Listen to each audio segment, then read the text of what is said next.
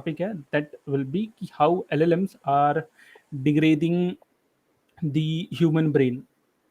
इन short, जो thought process और जो थिंकिंग हमारी डिग्रेड हो रही है ड्यू टू LLMs, खासकर chat GPT and all those models, ठीक है, उसके बारे में मेजरली हम डिस्कस करने वाले हैं। सो स्टार्ट कहाँ से करें Sarveshwar? History is the best place to start. इससे कॉन्टेक्स्ट आ जाता है।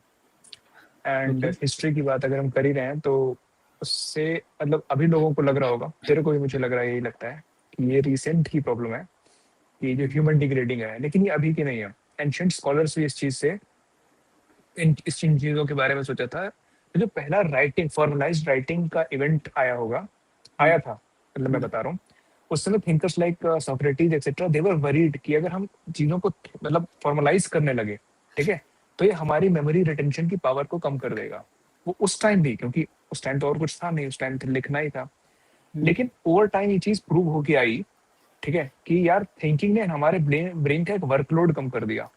जो रोट मेमोराइजेशन वाली चीज आती है, हमारा ब्रेन उससे फ्री होके मोर टुवर्ड्स क्रिएटिव थिंकिंग, इन सारी चीजों में होने लगा। तो वहां तो ये सही चीज प्रूफ हुई।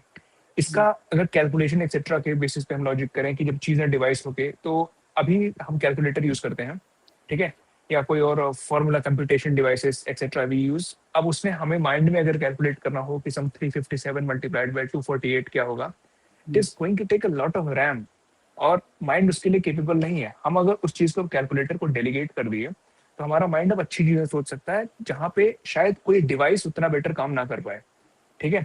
एक पेपर भी आया था इसके लिए, 2010 का, में कोई पेपर था या बुक था, एक निकोलस निकोलस कार नाम के साइंटिस्ट थे या ऑथर थे, उन्होंने कुछ लिखा था कि वो वरीड थे, मतलब जो आज हो रहा है ना कहीं उन्होंने ये पॉइंट किया था कि जो सर्च इंजन और गूगल की वेब ब्राउजिंग एक्सेट्रा ये चीजें कर रही है, उन्होंने तो सोचा भी नहीं था कि कभी चैट जीपीटी जैसी चीजें एग्जिस्ट करने वाली हैं। उनके अकॉर्डिंग लग रहा था कि गूगल सर्च कि बंदे को कुछ चाहिए, instead of going to library, वो क्विकली सर्च मारा, उसको चीजें शो होके आ गई। ये कहीं ना जो स्किम रीडिंग वाली चीजें हैं, हे प्रेमराज, सो जो स्किम रीडिंग वाली चीज है ना, कि बस ऊपर से देख लिया, तेरे को डाउट, तेरे को कुछ इशू चाहिए, अब इसकी अच्छी चीज भी है कि हमारे पास टाइम बच जाएगा। हमें हमें मान में डेडलॉक पढ़ना है, ठीक है, तो अब हम बुक से पढ़ने जाएंगे, हमें पूरा खोजें, ये है वो है, हमारे पास मान लो बुक ना हो तो हम किसी और से, किसी और रिसोर्स के थ्रू और डीप में पढ़े। हमने गूगल पे सर्च किया, क्विकली हमें उसका आंसर मिल गया। 2010 में वो बंदा इस चीज से वरीड था कि ये कहीं ना कहीं डीप थिंकिंग, एनालाइजिंग एबिलिटी और बाकी जो कॉग्निटिव फंक्शंस होते हैं उनको हैम्पर करने वाला है, नॉट नोइंग उसका भी एक पेरेंट लेवल पे बात करूं तो grandfather level threat is going to come into the future, ठीक है। तो कहीं ना कहीं ये आज की बात नहीं है, this particular worry that behavioural scientist और psychologist that we are they are predicting कि एआई का यूज माइंड को हैम्पर करेगा। ये एंशियंट टाइम से चला आ रहा है, but most probably ancient time में जो चीजें हुई वो उन्होंने ह्यूमन ग्रोथ में कंट्रीब्यूट किया। एआई यूसेज भी ग्रोथ में कंट्रीब्यूट कर सकता है, लेकिन इसका नेगेटिव इम्पैक्ट करना ज्यादा प्रोबेबल लग रहा है। राइट। तुमने एक टर्म के बारे में सुना है जो लाइक कुछ सालों पहले ही फेमस होना स्टार्ट हुआ था, basically Google brain problem. Have you heard about it? नहीं पता। नहीं। तो गूगल ब्रेन प्रॉब्लम जो है ना, इट इज़ बेसिकली, इसको दूसरी भाषा में गूगल इफेक्ट, या फिर अगर सही भाषा में साइकोलॉजिकल टर्म्स में अगर हम बात करें तो it is called basically digital amnesia. ठीक है।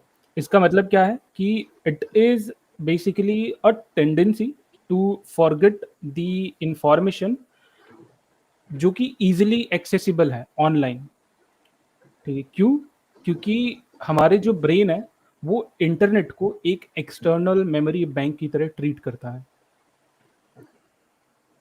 समझ रहे हो?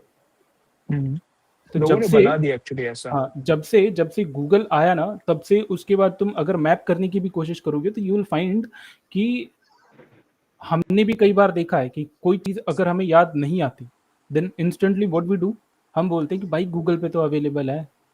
गूगल कर ले। हाँ, गूगल कर ले। ठीक है, यहाँ नहीं मिलेगा तो। और इस पे मैं भी मानता था पहले कि अगर, जैसे बहुत सारे लोगों ना अपन एक लॉजिक देते हैं कि मुझे समझ में नहीं आता कि हिस्ट्री में क्या हुआ, उससे मुझे क्या लेना-देना है।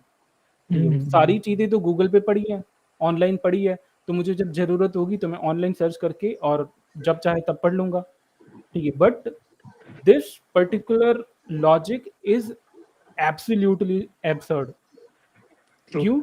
क्योंकि जस्ट बिकॉज़ कोई चीज़, कोई इन्फॉर्मेशन बाहर पड़ी है, ठीक है? तो इसका मतलब ये नहीं कि वो बिना काम की, या काम की नहीं है। ठीक है? वेदर वो सब्जेक्ट हिस्ट्री टाइप का ही क्यों ना हो। क्योंकि अगर हिस्ट्री स्कूल्स में, क्लासेस में, कॉलेजेस में, यूनिवर्सिटीज़ में पढ़ाई जाती हैं, लोग हिस्ट्री में पीएचडी करते हैं, हिस्ट्री में बुक्स लिखते हैं, then history has also the same importance as much the importance the science holds or the mathematics holds or any other subjects.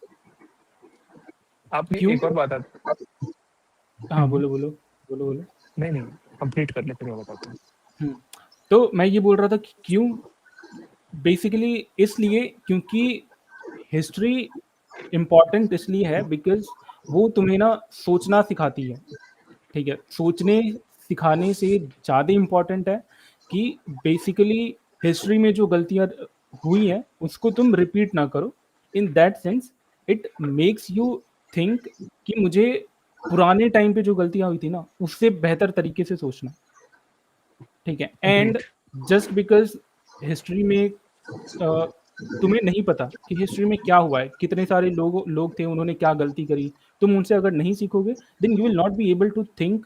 ठीक है? इन टुडेज़ वर्ल्ड जहाँ पे इन्फॉर्मेशन का इतना अबंडेंस है, ठीक है? इन्फॉर्मेशन ओवरलोड होके रखा है, ठीक है? एंड उस पर्टिकुलर टाइम पे if you are not very precise about कि what you are learning and what you are actually learning, तुम क्या सीख रहे हो, पढ़ रहे हो नहीं, ठीक है? तुम क्या सीख रहे हो, because that is how you will be able to learn.